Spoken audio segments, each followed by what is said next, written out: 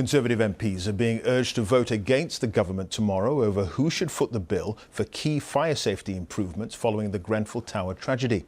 The House of Commons will consider a proposal to prevent the remedial costs for work like the removal of unsafe cladding from blocks of flats being passed to leaseholders and tenants. Sarah Corker reports now on the impact on those with disabilities living in potentially dangerous flats.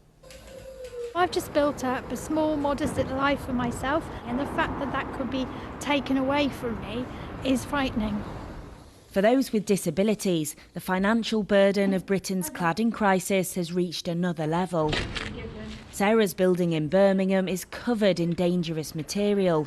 Her share of the repair bill could be more than £50,000, and she's already spent a lot of money modifying the flat to meet her needs. I can speak from experience that accessible housing stock is very difficult to come by.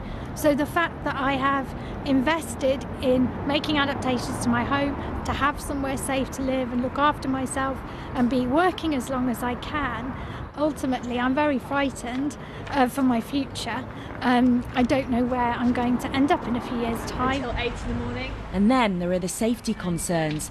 Sarah has a muscle wasting condition and will need help to escape in the event of a fire. The Grenfell inquiry recommended disabled people living in high-rise blocks should have emergency evacuation plans. That would help to protect more than 160,000 people. Most disabled people do not have evacuation plans. At the moment, the government is reviewing its position on this. The fact that this is still on the table for discussion after Grenfell is shameful. It doesn't matter how high the building is. If you're a disabled leaseholder, you need to be confident that you have an emergency route to safety. And you can imagine, if you're worried about your safety at night, the toll that takes on your emotional and mental health. So we really need some solutions urgently. At the heart of this is the financial unfairness of it all. Many flat owners feel let down by the government, betrayed by developers, and are now being forced to pay for something that's not their fault. Georgie has Tourette's and uses a text-to-speech device to communicate. These buildings were built unsafe, and so no leaseholder should pay.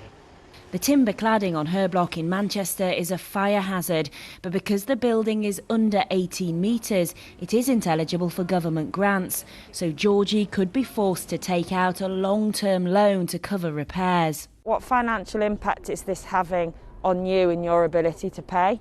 I've been unable to work for many years, and being reliant on state benefits means it's impossible for me to access the sums of money needed. Each day I panic that a bill will arrive. Some people have had no choice but to declare bankruptcy.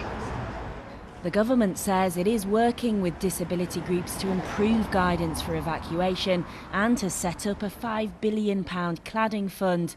But disabled flat owners like Georgie feel their concerns just aren't being heard. Sarah Corker, BBC News in Manchester.